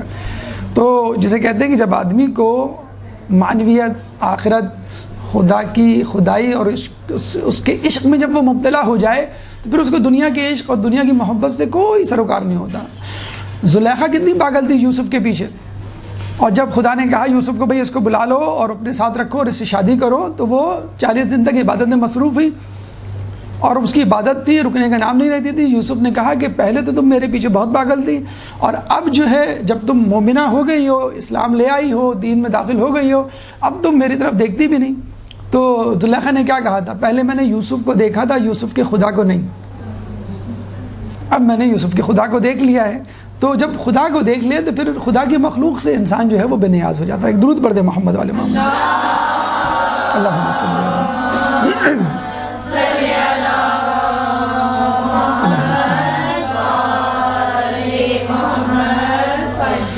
دیکھیے اتنے بڑے بلند مقام و مرتبہ کے حامل ہونے کے باوجود انسان میں کچھ نہ کچھ فخر، غرور، تکبر آ ہی جاتا ہے، لیکن عیسیٰ علیہ السلام کی عظمت کو سلام کہ انہوں نے اتنے بلند مقام کو حاصل کرنے کے باوجود بھی تواضع، انکساری کا دامن نہیں چھوڑا۔ کہنے لگے اپنے ساتھیوں سے کہ آج میں ایک اہم کام کرنے جا رہا ہوں۔ تو لوگوں نے کہا کہ بالکل آپ کیجئے، ہم آپ کے ساتھ ہیں۔ تو ایک بڑے مرتبات میں پانی لے کر آئے اور اس پانی سے اپنے حواریوں کے پاؤں دھونے لگے۔ حواری اتنے پریشان، اتنے شرمندہ کہ آپ یہ کیا کر رہے ہیں، آپ نبی ہیں، ہم آپ کے حواری ہیں، آپ ہمارے پاؤں دھو رہے ہیں۔ تو عیسیٰ علیہ السلام نے کہا کہ جو بڑا ہوتا ہے اسی کو تو تواضع انکساری کا مظاہرہ کرنا پڑتا ہے، چھوٹا تھوڑی کرتا ہے، چھوٹا تو ہوتا ہی کم تر ہے بیچارہ، وہ کیا تواضع انکساری کا، جو بڑا ہوتا ہے اس کو تو تواضع انکساری کا مقابلہ اظہار کرنا پڑتا ہے۔ اور میں تمہارے ساتھ تواضع انکساری کر رہا ہوں اور تمہارے پاؤں دھو رہا ہوں تاکہ تم آگے اپنے سے کمتر لوگوں کے پاؤں دھو اور ان سے تواضع انکساری کا مظاہرہ کو مٹا دے اپنی ہستی کو، اگر کچھ مرتبہ چاہے کہ دانہ خاک میں مل کر گلے گلزار ہوتا ہے۔ کافی کی ایک روایت ہے کہ حکمت کی تعمیر و ترقی تواضع سے ہوتی ہے نہ کہ تکبر سے، اور زراعت نرم زمین میں ہوتی ہے نہ کہ پہاڑ پر۔ حقیقت ہے کہ زمین کو پہلے آپ کو نرم کرنا پڑتا ہے ہل چلا کے، تبھی تو وہ بیج ڈالنے کے بعد آپ کو پودا دیتی ہے۔ سخت زمین یا چٹان پر تو کوئی پودا نہیں اگتا۔ اور یہ بھی کہا جاتا ہے، ایک اور مثال دی جاتی ہے کہ جو درخت پھل سے لدا ہوا ہوتا ہے اس کی شاخیں جھکی ہوئی ہوتی ہیں۔ مولا کیا فرماتے ہیں کہ اکڑنا تو مردے کی پہچان ہے، جو زندہ ہوتا ہے وہ تو جھک کے اور تواضع سے ملتا ہے، اکڑنا جو ہے وہ مردے کی پہچان ہوتی ہے۔ اس کا مطلب ہے آپ مردہ ہیں، آپ ڈیڈ ہیں، آپ کو فکر ہی نہیں آس پاس کے لوگوں کی۔ تو جھکاؤ اور جھکنا جو ہے، اسے کہتے ہیں نا کہ سراہی سرنگوں ہو کے بھرا کرتی ہے پیمانے۔ تو تواضع انکساری کہتے ہیں کہ آدمی کو اللہ تعالیٰ ہر نیکی کی توفیق دیتا ہے، نماز کی، روزے کی، عبادت کی، شب داری کی، اور لوگوں سے اچھے حسن اخلاق کی، لیکن تواضع کی توفیق اللہ نہیں دیتا۔ تواضع کو خود پیدا کرنا پڑتا ہے، یہ واحد نیکی ہے جسے آپ کو خود کیوں آپ کو گرانا پڑتا ہے نا۔ اللہ آپ کو گرائے گا تو یہ تو آپ کی خود نفس کی جو جنگ ہے اس کے خلاف ہے، آپ نفس سے جنگ تھوڑی کریں گے، خود گرا رہا ہے ایک شخص۔ لیکن خود گرنا، بھائی دیکھیں نا کہ ایک آدمی آپ کو اپنی خدمت پر مجبور کرے کسی خوف میں مبتلا رکھ کر تو ایک الگ بات ہے، لیکن آپ خود سے اس کی خدمت کریں، تواضع کریں، اپنے آپ کو کمتر ظاہر کریں، یہ آپ کو تواضع جو ہے وہ خود پیدا کرنا پڑتا ہے۔ تو یہ کہنا کہ بھئی میں بڑا ہوں یا بڑی مسند پہ فائز ہوں، مقام و مرتبے کا حامل ہوں، میں کیسے کروں، میں کیوں اس کو سلام کروں، میں کیوں اپنی غلطی کی معافی مانگوں، جو ہمارے ہاں ایک تکبر کا، تو اس کو چھوڑ کر اس تواضع انکساری کو اپنائیے کہ خود ہمیں چھٹے امام سے ملتا ہے کہ اگر ایک شخص کسی دوسرے سے ملنے جاتا ہے اور اس سے جس سے لڑائی ہے اپنی غلطی کی معافی مانگتا ہے، حالانکہ غلطی اس کی نہ ہو دوسرے کی ہو، تو اس پہ جنت واجب ہو جاتی ہے۔ ہم کہتے ہیں نا اکثر غلطی میری تھوڑی، غلطی تو اس کی، وہ فون کرے، وہ مجھ سے معافی مانگے، تو کہتے ہیں اگر آپ خود مانگ لیں تو آپ پہ جنت واجب ہو جاتی ہے۔ تو یہ وہ ہے تواضع انکساری جو عیسیٰ علیہ السلام نے روا رکھی۔ ایک اور واقعہ میں تواضع انکساری کے حوالے سے ملتا ہے۔ دیکھیے شیطان کی یہ پوری کوشش ہوتی ہے کہ آپ کو نیکیوں سے دور رکھے، لیکن جب آپ نیکیاں کرتے چلے جاتے ہیں تو شیطان آپ کو اپنی نیکیوں کے تکبر، جسے کہتے ہیں عجب، اپنی نیکیوں پر گھمنڈ، اس میں مبتلا کر دیتا ہے۔ بعض اوقات تو یہ بھی لکھا علماء نے کہا ہے کہ بعض اوقات وہ آپ کو نماز شب کے لیے اٹھاتا ہے، آپ کے لیے نیکیاں آسان کرتا ہے۔ جب آپ نیکیاں کر لیتے ہیں تو اسی نیکی پر گھمنڈ کرنے لگتے ہیں، جب گھمنڈ کرتے ہیں تو پھر آپ شیطان کے برابر پہنچ جاتے ہیں۔ تو ابلیس جس نے گھمنڈ کیا تھا اپنی نیکی پر، وہی حربہ لے کر آیا، وہی مکروہ قبیح فعل عیسیٰ علیہ السلام کے پاس، اور کہنے لگا آپ تو بڑے عظیم پیغمبر ہیں کہ جو بن باپ کے پیدا ہوئے، کوئی پیغمبر ایسا پیدا نہیں ہوا۔ تو عیسیٰ علیہ السلام نے کہا کہ سب عظمت، ساری عظمت اللہ کے لیے ہے کہ جس نے آدم علیہ السلام کو بن باپ اور بن ماں کے پیدا کیا، میرا مرتبہ تو آدم سے بھی کم ہے اور عظمتیں تو اللہ کے لیے ہیں۔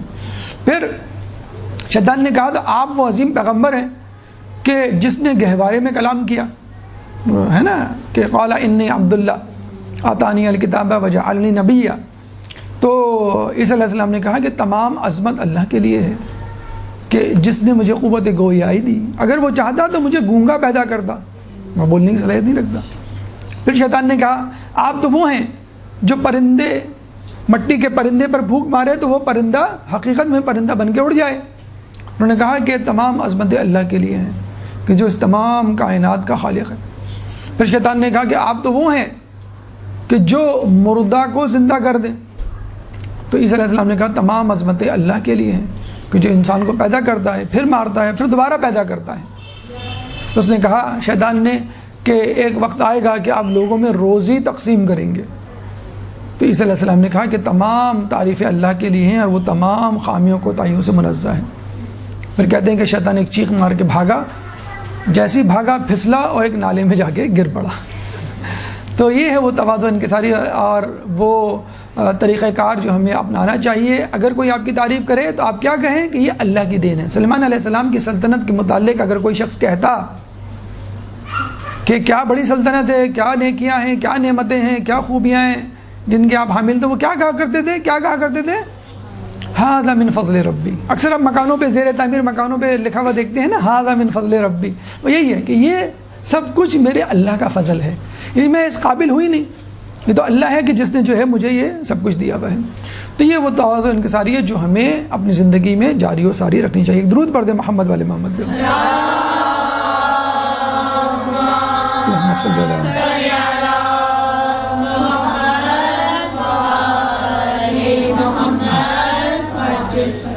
اچھا, اس حوالے سے ہمیں ایک واقعہ ملتا ہے, امر بالمعروف و نہی عن المنکر. جیسے ہم نے کہا کہ انسان جو ہے بعض اوقات اپنی زندگی میں گمراہی کا شکار ہو جاتا ہے تو کیا طریقہ کار ہو. جیسے ہم نے کہا غفلت کا شکار ہو جاتا ہے, حب دنیا کا شکار ہو جاتا ہے. اور وہ شخص جس کو زندہ کیا تھا اس نے کیا کہا تھا کہ میں بھی ان میں سے تھا, گناہ نہیں کرتا تھا لیکن ان کو منع نہیں کرتا تھا. امر بالمعروف و نہی عن المنکر. تو ایک بہت بڑا, جسے کہتے ہیں آج کل کی دنیا میں دیکھا جائے جو موٹیویشن ہوتی ہے کہ بھئی کوڑا نہ پھیلائیں, صفائی کریں, بجلی کم استعمال کریں, پانی نہ زیادہ ضائع کریں. یہ جو ٹی وی پہ اور دیگر ویب سائٹس پہ اخباروں میں اشتہارات چلتے ہیں, یہ بھی امر بالمعروف و نہی عن المنکر کا ایک انداز ہے. تو اس شخص کو جو عذاب ہوا عمل بالمعروف و نہی عن المنکر کے نہ کرنے کی وجہ سے. لیکن اس میں بہت سی حکمتیں ہیں جو ملحوظ خاطر ہونی چاہیے. انشاءاللہ اس پہ پورا ایک درس کا عنوان بن سکتا ہے اور اس پہ گفتگو سیر حاصل ہو سکتی ہے. یہاں بس ایک واقعہ سیرت عیسیٰ علیہ السلام کے حوالے سے, جس سے آپ کو اندازہ ہوگا کہ ہمیں امر بالمعروف و نہی عن المنکر کرتے ہوئے کن چیزوں کا خیال رکھنا چاہیے. بہت ایک اہم پوائنٹ, ایک نقطہ جو ضروری ہے جاننا ہر کسی کے لیے جو یہ کام کرتا ہے. عیسیٰ علیہ السلام نے اپنے 2 حواریوں کو شہر ملک انطاکیہ بھیجا کہ وہاں کے بادشاہ کو جا کے تبلیغ کریں. یہ دونوں گئے. اب یہ دونوں جاتے ہی بادشاہ کے سامنے جسے کہتے ہیں کہ پھٹ پڑے کہ تم مشرک ہو اور تم جو ہے وہ ایک عظیم گناہ کے مرتکب ہوئے ہو, جلد سے جلد اپنی توبہ کر لو ورنہ اللہ تعالیٰ تمہیں عذاب دے گا.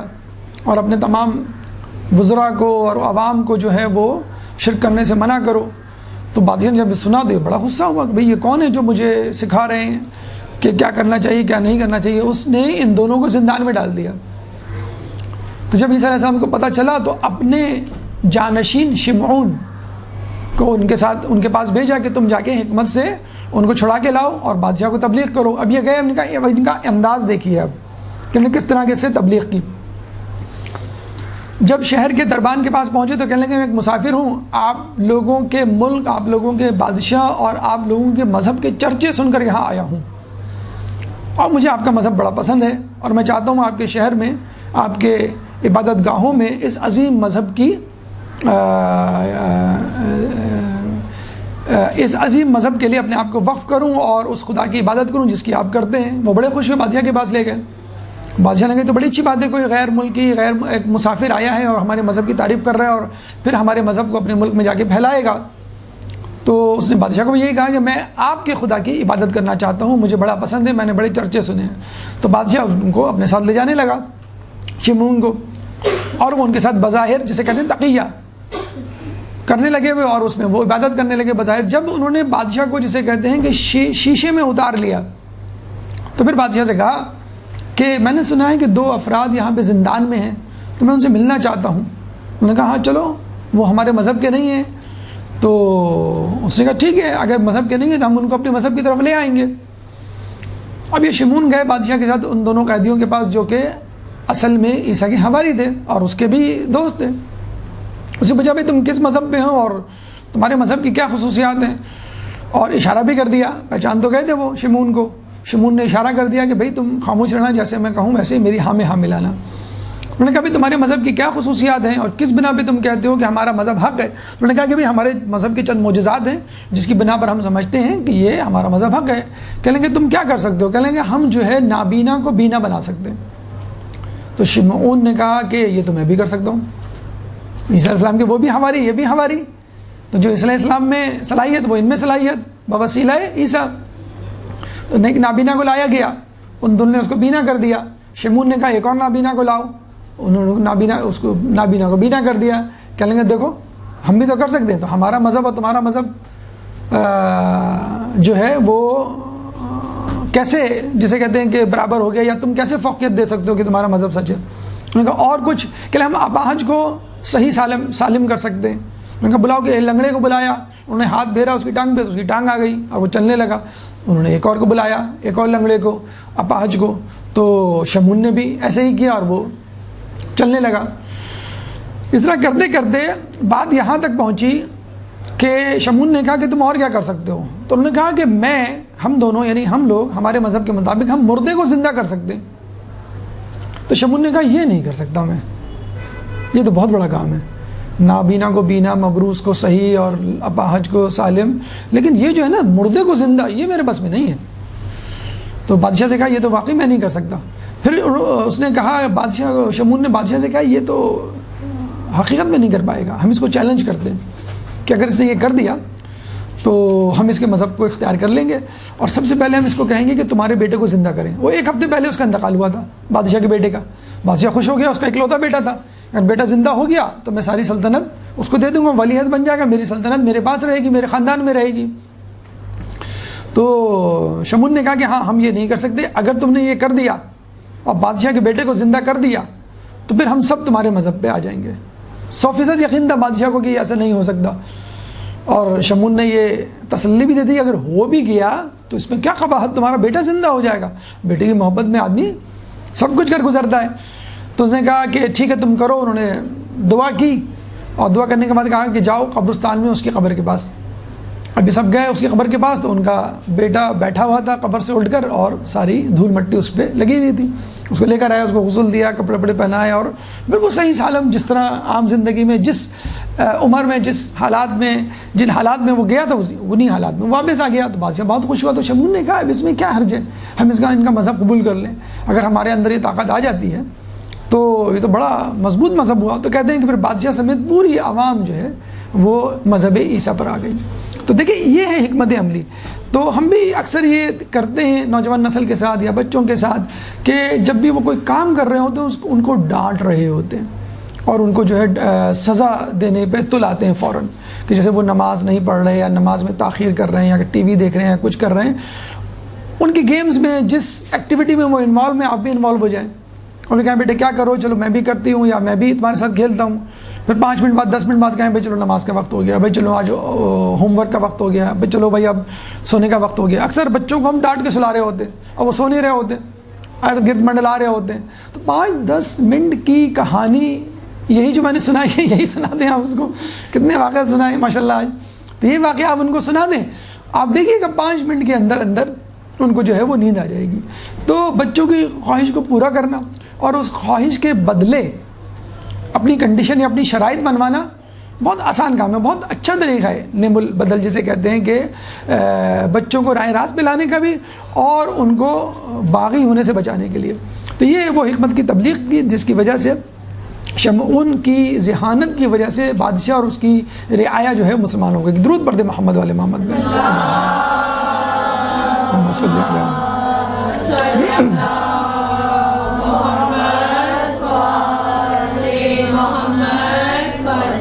دیکھیے ہمارا یقین ہے، ہمارا ایمان ہے کہ انبیاء کے ہاتھوں سے سرزد ہونے والے معجزے اور انبیاء کی سیرت کے نمونے تمام کے تمام ائمہ اہل بیت کی زندگی میں شامل ہیں. تو کوئی ایسی بات نہیں، کوئی ایسا معجزہ نہیں، کوئی ایسی نیکی، کوئی ایسی صفت نہیں جو انبیاء میں پائی جاتی ہو اور ہمارے ائمہ میں نہ پائی جاتی ہو، بلکہ بدرجہ اولا پائی جاتی ہے کیونکہ ہمارے ائمہ انبیاء سے افضل. تو چند واقعات جس میں اہل بیت کا تذکر ہوتا ہے، اہل بیت ہمیں یاد آتے ہیں. عیسیٰ علیہ السلام ایک دفعہ ایک بازار سے گزرے، ایک جگہ سے گزرے، ایک علاقے سے گزرے، تو دیکھا ایک شخص بہت ہی پریشان حال، چہرے سے اس کی پریشانی ٹپک رہی تھی. تو اس سے پوچھا تم کیوں پریشان ہو؟ تو اس نے کہا کہ مجھے جہنم کے عذاب کے خوف نے اس حالت سے دوچار کر دیا ہے. میں بہت خوفزدہ ہوں کہ اللہ مجھے جہنم کی آگ میں نہ جلائے، اس لیے میں پریشان ہوں. عیسیٰ علیہ السلام نے کہا کہ اگر تم جہنم کی آگ اور اس کے عذاب سے خوفزدہ ہو تو اللہ تمہیں جہنم کی آگ میں نہیں جلائے گا. یہ دعا کر کے آگے بڑھ گئے. پھر آگے گئے، ایک شخص کو اور دیکھا وہ بھی پریشان، اور پریشانی اس کے چہرے سے ٹپک رہی تھی. کہتے ہیں تم کیوں پریشان ہو؟ کہیں گے کہ میں اس لیے پریشان ہوں کہ مجھے جنت میں جانے کا لالچ ہے اور مجھے خوف ہے کہ وہ جنت میرے ہاتھ سے نہ چلی جائے. تو اس نے کہا اگر تمہیں جنت کی شدید خواہش ہے تو اللہ تعالیٰ تمہیں اس جنت سے محروم نہیں کرے گا. یہ کہہ کے عیسیٰ علیہ السلام آگے چلے گئے. ایک تیسرے شخص کو دیکھا، وہ بھی پریشان، لیکن اس کے چہرے پہ ایک نور موجود تھا جو باقی دونوں کے چہروں پہ نہیں تھا. پریشان تینوں تھے، تیسرے شخص کے چہرے پہ ایک نور تھا. عیسیٰ علیہ السلام نے کہا کہ تم کیوں پریشان؟ کہنے لگے کہ مجھے خدا کے عشق نے اس پریشانی میں مبتلا کر دیا. یعنی میرا خدا مجھ سے ناراض نہ ہو جائے. یعنی اس کو نہ جنت کی فکر تھی، نہ جہنم کی فکر تھی، نہ جہنم کے عذاب کا خوف تھا، نہ جنت کی نعمتوں کا لالچ تھا.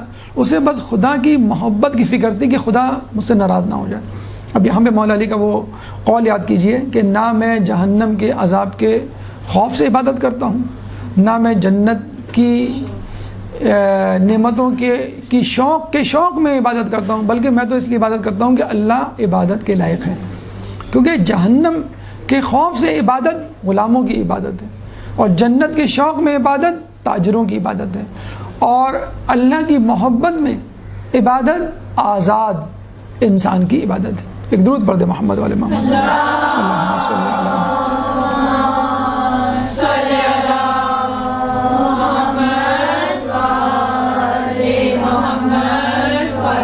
ایک دفعہ عیسیٰ علیہ السلام اپنے حواریوں کے ساتھ مسافرت میں تھے کہ کربلا کے میدان سے گزرے.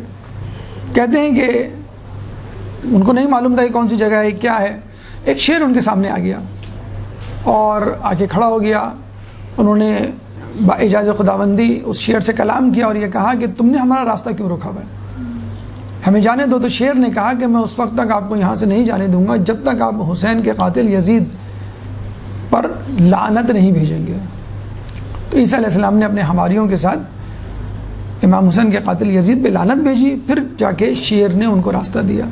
یعنی معرفت حسین، معرفت کربلا انبیاء کو بھی تھی، اور کوئی بھی نبی معرفت کربلا اور معرفت حسین کے بغیر اس دنیا سے نہیں گیا. اور یہاں سے یہ بات بھی ثابت ہوتی ہے کہ جہاں پہ مودت، جہاں پہ محبت، اور جہاں پہ ولایت، اور جہاں پر نسبت اہم ہے، وہاں پہ براعت اور ایسے لوگوں سے کنارہ کشی اختیار کرنا کہ جو دشمنان اہل بیت میں شمار ہوتے ہیں. یعنی تولا اور تبرہ دونوں ضروری ہیں. اور خود لا الہ الا اللہ تولا اور تبرے کا مجموعہ ہے. بلکہ دیکھا جائے تو تبرے سے شروع ہوتا ہے، لا الہ کوئی خدا نہیں، براعت کا اظہار، تمام خداؤں سے کنارہ کشی، اور پھر الا اللہ سوائے اللہ کے. یہ ہے تولا، یعنی اللہ کی ولایت میں اور اللہ کی توحید میں داخل ہونا. پہلے خداؤں کا انکار اور پھر ایک اللہ کا اقرار. امام شیعہ فرماتے ہیں کہ کلمہ طیبہ، کلمہ توحید وہ کلمہ ہے کہ جس کی ابتدا کفر سے ہوتی ہے اور جس کی انتہا ایمان پر ہوتی ہے. یعنی پہلے آپ نے کہا کوئی خدا نہیں، پھر کہا سوائے اللہ کے، تمام خداؤں کا انکار اور اس کے بعد ایک اللہ کا اقرار. ایک درود پڑھ دے محمد والے محمد. اللہم صلی علی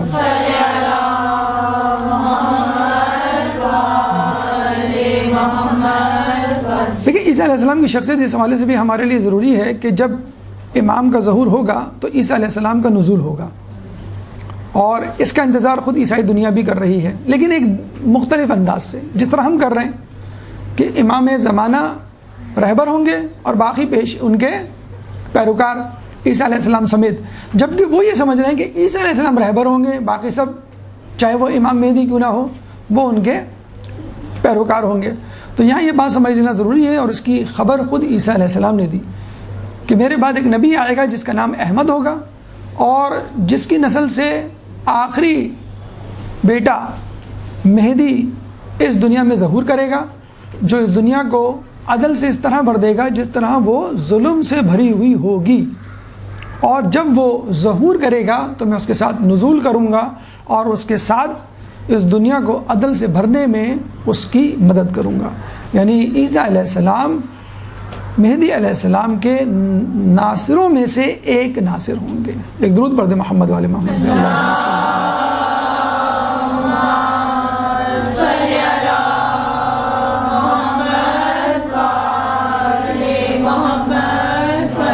عیسیٰ علیہ السلام اپنی آخری ایام میں اپنی ماں بی بی مریم کو بہت یاد کیا کرتے تھے، اور ان کی موت کچھ اس طرح واقع ہوئی کہ دمشق کے ایک علاقے میں جب وہ حالت نماز، حالت سجدہ میں تھی تو اس نے اتنی طوالت اختیار کی کہ اس دوران ان کی روح پرواز کر گئی. اور جب اپنی ماں کو روزے افطار کے وقت اٹھانے کے لیے گئے تو پتہ چلا کہ ان کی ماں جو ہے وہ خالق حقیقی سے جا ملی ہیں۔ پھر ان کو وہاں سے اٹھا کے لائے اور بیت المقدس میں انہوں نے ان کو دفن کیا۔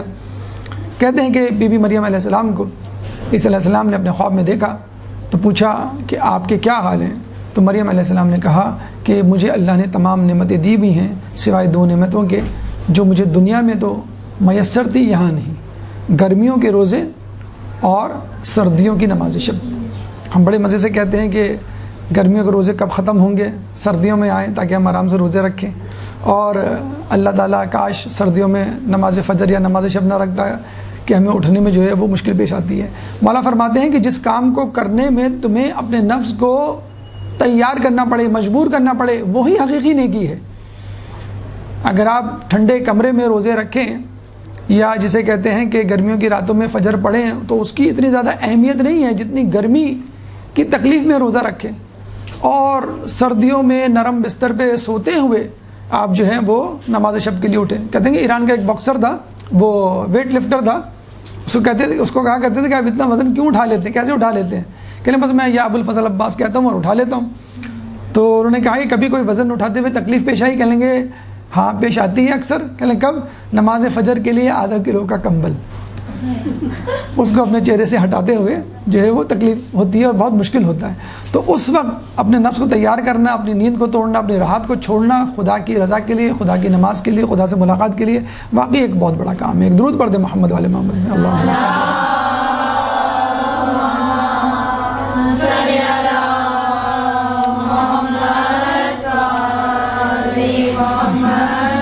کہتے ہیں کہ عیسیٰ علیہ السلام کے جب پیروکاروں میں بہت زیادہ اضافہ ہونے لگا اور لوگ جوک در جوک ان کے مذہب میں داخل ہونے لگے تو اس زمانے میں روم کے بادشاہ کے کان کچھ یہودیوں نے بھرے کہ یہ شخص بڑا مشہور ہوتا جا رہا ہے، اس کے پیروکاروں میں اضافہ ہوتا جا رہا ہے، عنقریب یہ تمہاری جگہ لے لے گا اور بغاوت کر دے گا، چنانچہ اس کو قتل کر دو۔ تو روم کے بادشاہ نے کچھ سپاہیوں کو بھیجا کہ وہ عیسیٰ علیہ السلام ان کے حواریوں کو پکڑ کے لائیں۔ عیسیٰ علیہ السلام اپنے 12 حواریوں کے ساتھ جاتے ہیں کسی مقام پر ایک گھر میں، اور وہاں یہ اعلان کرتے ہیں کہ آج شب میں پرواز کر جاؤں گا اور تمہیں میرے دین پر چلنا ہے اور اس کو پھیلانا ہے، اور پھر یہ بھی اعلان کر دیتے ہیں کہ میرے بعد 8 افراد منحرف ہو جائیں گے، 4 افراد میرے دین پر رہیں گے، اور یہ وہ لوگ ہوں گے جو میرے بنائے ہوئے جانشین شمعون کو اپنا ولی اور اپنا حاکم تسلیم کریں گے۔ اور ایک شخص کے بارے میں کہا کہ یہ کافر ہو جائے گا، اور کہتے ہیں کہ یہودا سخرایوتی ان کا ایک حواری تھا جو بعد میں چند ٹکڑے چاندی کے عوض بک گیا تھا، اور اس نے عیسیٰ علیہ السلام کی زندگی کا سودا کر ڈالا تھا۔ اور کہتے ہیں کہ وہ مکان سے باہر نکلا چپکے سے، اور بادشاہ کے سپاہیوں کو جو آس پاس موجود تھے یہ کہا کہ عیسیٰ علیہ السلام اندر اس گھر میں موجود ہیں۔ کہتے ہیں کہ جیسے اس نے یہ جملہ کہا اللہ تعالیٰ نے اس شخص یہودا سخرایوتی، ایک جگہ اس کا نام سرجس بھی لکھا ہوا ہے، بہرحال اس کا چہرہ اللہ تعالیٰ نے عیسیٰ علیہ السلام جیسا بنا دیا اسی وقت۔ تو بادشاہ کے سپاہی نے کہا کہ تم تو خود عیسیٰ ہو اور تم کہہ رہے ہو کہ عیسیٰ اندر موجود ہے۔ اس نے کہا کہ تم اندر جا کے خود دیکھ سکتے ہو۔ تو بادشاہ کے سپاہی اس کو پکڑ کے اندر لے گئے تو پتہ چلا کہ وہاں عیسیٰ علیہ السلام ہے ہی نہیں۔ تو اس نے کہا بس تم ہی عیسیٰ علیہ السلام ہو، اور اس کو جو ہے وہ صلیب دے دی۔ تو آج تک عیسائی یہی سمجھتے ہیں کہ عیسیٰ علیہ السلام حقیقی طور پہ مصلوب ہو گئے تھے، یعنی ان کو صلیب پہ سولی پہ چڑھا دیا گیا تھا، جبکہ ہمارے نزدیک عیسیٰ علیہ السلام آسمان پر چلے گئے تھے اور وہ صاحب امام زمانہ کے ظہور کے وقت نزول کریں گے اور ان کے ساتھ ان کے جانثاروں میں شامل ہوں گے۔ اور اس شخص کی جسے کہتے ہیں بے وفائی اور گمراہی کی وجہ سے لوگوں کو مشکلات کا سامنا کرنا پڑا، اور یہ ایک اہم نصیحت جو عیسیٰ علیہ السلام کر کے گئے تھے کہ وہ لوگ اصل دین پر قائم رہیں گے جو میرے بنائے ہوئے جانشین کو اپنا رہبر و رہنما تصور کریں گے اور اس کی پیروی کریں گے۔ یہی بات خود رسول اللہ نے غدیر قم میں کی تھی کہ من کنت مولا فہذا علی مولا۔ تو جب رسول اللہ کے جانے کے بعد جن جن لوگوں نے علی کی ولایت کو قبول کیا بس وہی راہ راست پہ رہے، باقی تمام لوگ گمراہ ہو گئے۔ اللہ تعالیٰ سے دعا ہے کہ ہمیں عیسیٰ علیہ السلام کی سیرت پر عمل کرنے کی توفیق عطا فرما، جو کچھ پڑھا سنا اس پہ عمل کرنے کی توفیق عطا فرما، ہماری اس حقیر سی عبادت کو اپنی بارگاہ میں قبول فرما، ہماری زندگی میں زہد و تقوی کا رنگ بھر دے، تعلیمات اہل بیت پر عمل کرنے کی توفیق عطا فرما، قیامت کے دن ان کی شفاعت سے بہرہ مند فرما۔ ربنا تقبل منا انك انت السميع العليم وتب علينا انك انت التواب الرحيم برحمتك يا ارحم الراحمين وصلى الله على محمد وآله الطاهرين.